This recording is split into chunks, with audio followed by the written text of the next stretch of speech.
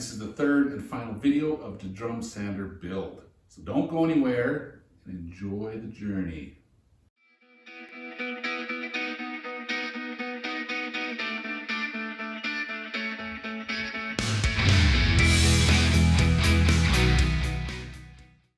To start out this video 3, we're going to start by attaching the pillow blocks with a 3/4 inch bore. This is what the size of rod that I have to put the drum on. Now, I didn't take into account the bearing block size when I was designing this, so I had to do a little grinding on that aluminum angle to get things to fit nice and snug. So I had a 3/4 inch steel rod laying around. I have no idea where I got this. I'll see if I can find one and put a link below. All right, for this next step, I need to install this board that will be attached to the motor with a hinge. That is gonna give it some play. I can actually hinge it up a little bit while it's sitting there. And I can either screw it down or tighten it depending on the belt, how slack the belt is. So I need to figure out the location of this with the motor on it, and then I can attach that and then attach the motor to the board. I transferred the holes from the motor to the board and just adding those holes now.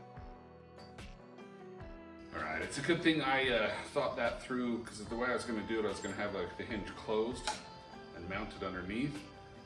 But if I were to do that and screw this down to the board, I couldn't position the motor where it needed to be. So I'm going to open this up, screw it with the hinge going on the outside. That way I can access the screws and reposition it, or get it in a new position, or get it positioned where I need to. With the motor attached, I can slide it around. So I'll reattach this now.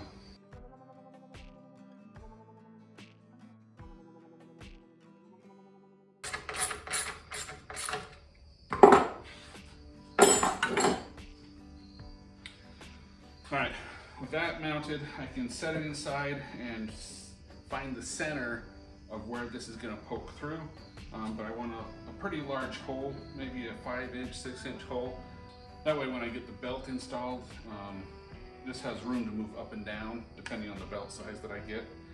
I haven't figured that out yet. I figured that once I get it installed, I can measure it and get the right belt size. So I ended up putting the motor on the inside, getting a rough dimension of where I want the center of the hole to be, and then just transferred those marks to the outside and used a jigsaw to cut out that hole.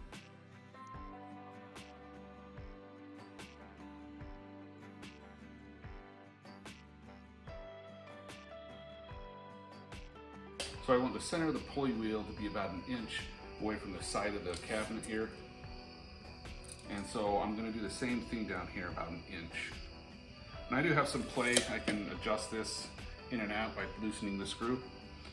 So now that I got that about where I want, I can attach it with some screws down here. So that'll be ready to go. I know this is a big hole right here, but I did that for adjustability. Plus I'm going to do a housing that's going to cover all this, because you don't want flying belts in the open. So I'll do a safety cover for that. To get the length of the belt I needed, I took something flexible, wrapped it around the 2 pulley wheels, and just marked it, and then measured it to see the length that I need. For the pinch rollers, for the sander, I'm going to use some PVC pipe. It's a 1/2-inch PVC pipe and a 1/2-inch threaded rod that I had laying around. But I noticed that this really isn't a 1/2-inch ID. It's more a 5/8. Because when you put this in here, there is a lot of flop. So what I did is I 3D printed some spacers that slide over the rod, and then I can slide inside the PVC pipe, give it a nice tight fit. That way it's not flopping around. So I've got this one all put together. Now I just need to cut this one to length and finish assembling the other side and get them put on the machine. So I used a collar to lock these PVC pieces into place, and these 3D printed pieces a very snug fit.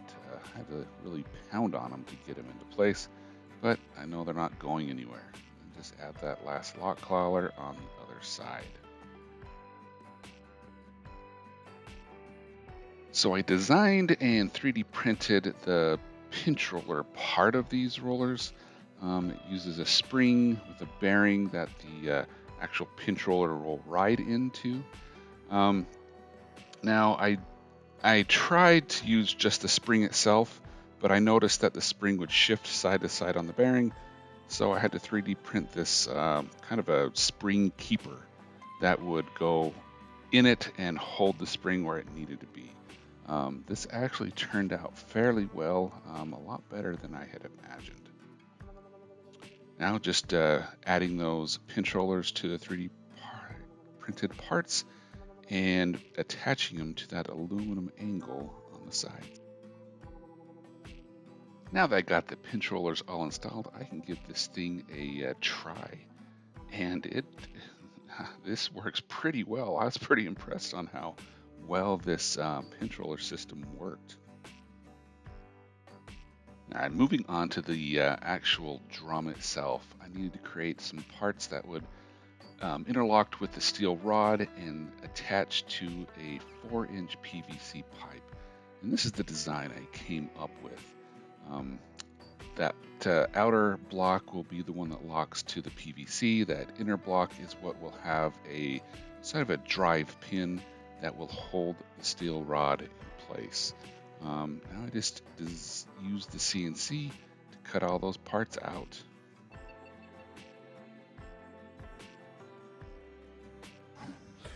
Alright, so I've got this little wedge where the sandpaper is going to be wedged in here. So now I just need to notch the PVC where this is, and that way I can place it in there and I'll have a little threaded insert that will bolt that down. To create that notch, just using a drill and the trusted Ryobi jigsaw.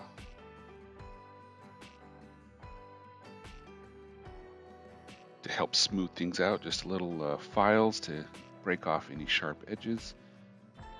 And then over to the drill press to create those holes for the threaded inserts.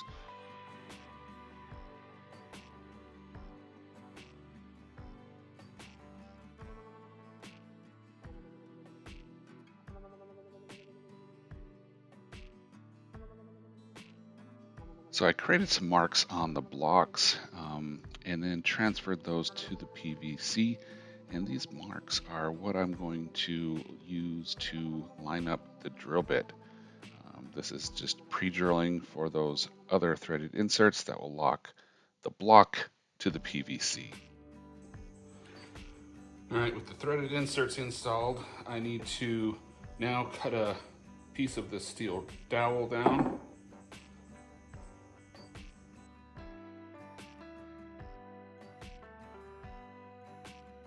So I created a hole in the steel rod that little drive pin will sit into, and then made sure everything fit nice and tight into those blocks.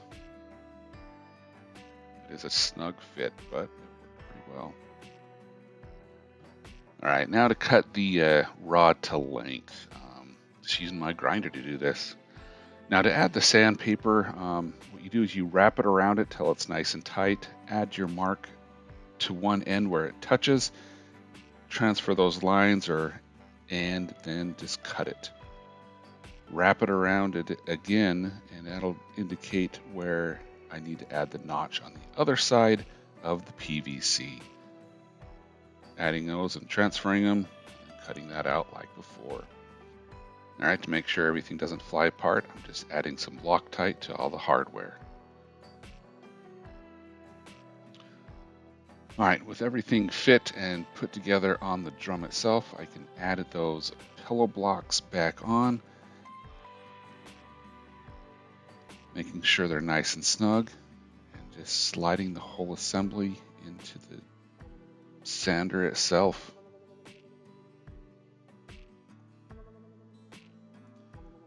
All right, and I'm just attaching it to the sides of the cabinet with some large bolts. All right, with that bolted down tight into the bearings on the side, I can shift it back and forth and get it centered based off the two ends. And then I'll screw it down with these set screws. Now to add the pulley and make sure that it is locked into place. The next thing to do is to make sure that the drum is parallel to the power feed table. This will make sure that your workpiece is sanding parallel to the bottom side. So what I did is I added some sandpaper to a piece of 1/2" MDF, and I'm marking the drum with pencil. And then I'm going to turn it on and slowly raise the bed up with the sandpaper, making sure that it makes contact and sanding the drum parallel to the table. As you can see, it is sanding nice and easily now. To make sure that I don't have a layer of dust all over my shop and on my wife's car, I decided I needed to enclose the drum and put a dust port on top so that my vacuum system can pull all that dust into the vacuum bag. So right here, I'm just creating some pieces, installing them on both sides of the drum, and then creating a top that will house the whole thing. All right, with that fit and looking good, I need to create a portion that sits on top that I forgot to record. As you can see, it's a little buildup that gives some room between the drum itself and this top piece. And now I'm just adding a hole with some 3D printed parts for the dust port. This is going to help greatly cut down on the dust all over my shop.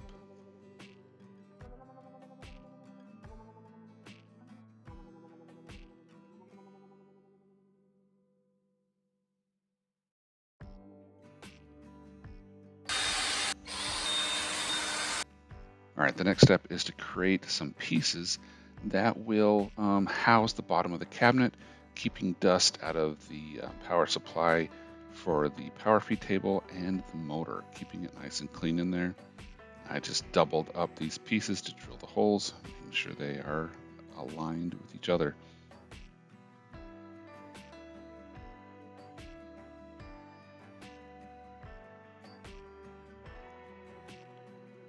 All right, so I'm using some T-nuts on the inside. This will help hold the 1/4 bolts. This just makes it easier to get in and out without stripping any holes out if I use wood screws. Right now I'm just marking for the whole location for the electrical box. Now I probably should have used a machine on-off switch, but I was cheap and I just used a light switch.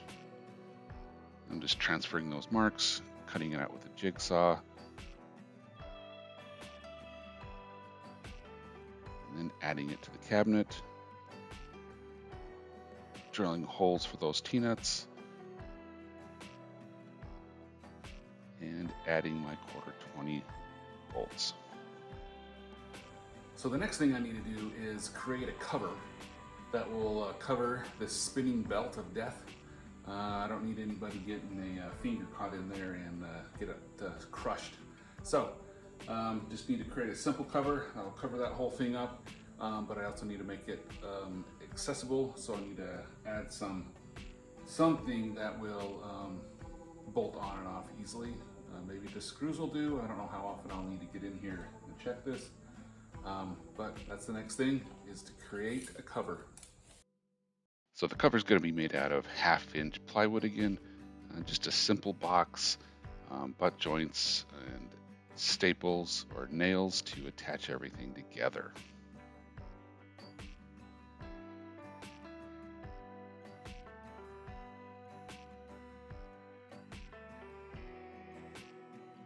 Now I just marked a couple inches on each side and centered those holes up and used a Forstner bit to create just kind of a recess or a pocket for the screw head.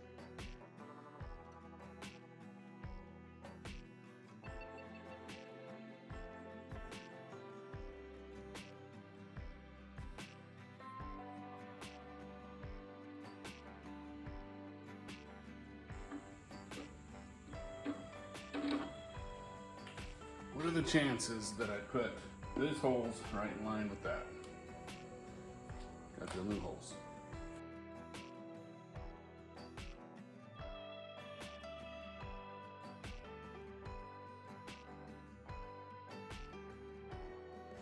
All right, now the spinning belt of death won't hurt anybody. All right, to test out how this dust collection works, first time using it, and it worked out pretty well, keeping it nice and clean.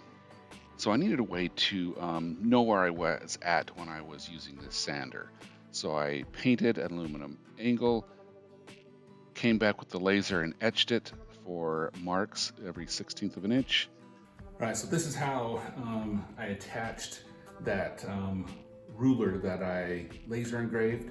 So what I did is I ended up sanding something down so it's exactly 3/4 of an inch, adjusted this so it lines up with this piece at 3/4 of an inch, and screwed it down. So that works pretty well when I want to get close to where I need to be.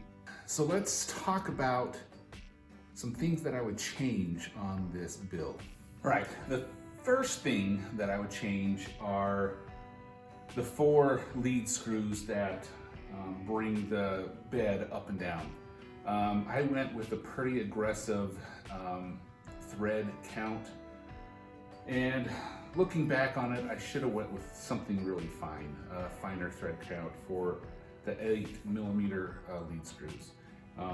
The reason being is I think if I went with a finer thread count, I wouldn't have to have this lock mechanism installed.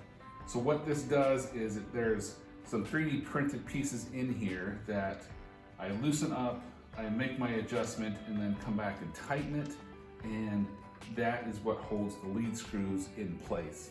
I think if I went with a finer thread count lead screw, I wouldn't have had to add this piece. All right, another thing I think I would change is the motor. I did get a 1 horsepower motor from Harbor Freight, and it kind of bogs down a little bit. I think if I were to do it over again, I would get the 3 horsepower motor. I think that would give it more power and wouldn't bog down as easily. Other than those 2 things, I'm pretty pleased with how this turned out. It is a little slow when you're sanding. You have to slow the speeds down on the feed belt. But it's my first try at building something like this, and I think it turned out pretty well. All right, so I've had a couple people comment on the previous videos about plans and STL files, and I've been debating for a long time with myself, should I create plans? And I think the biggest conclusion I came to is, no, I don't think I am going to create plans. Because this is so large, I have created plans for some other projects that I'm going to release in the next couple months, and those plans take time to make, and those are a lot smaller projects. But this is what I am going to do. I'm going to put a step file that you can open up in 3D CAD software like SolidWorks or Fusion 360 of the whole assembly of the drum sander. I think if I can get everything together, I'll release the DXF files that I used for the CNC and the STL files I used for all the 3D prints. And I'll try and link all of the parts that I used I started linking them in the different videos. I'll link the other ones I used for video 3 of all the motor and they're all the final stuff that I put into this. I will put in the link below the Thingiverse page that I'm going to post these on. That way you can go to there and download them if you want. If you have questions, let me know. I'll try and answer them the best that I can. But I've got other projects that I want to work on, and just creating PDF plans of this would just take too long. And I want to build stuff. I don't want to create plans. So check out the Thingiverse page to download all those files. So that's going to bring this video to an end. I hope you enjoyed it. Please consider subscribing to my channel. I know I don't post things every week, every 2 weeks. It's more like every month, month and a half. But I've got a family that I'm taking care of, and this is kind of a secondary thing that I'm doing on the side for fun. I just enjoy building things and sharing them with you. So please consider subscribing, and I hope to see you next time here on Smedley Wood Design.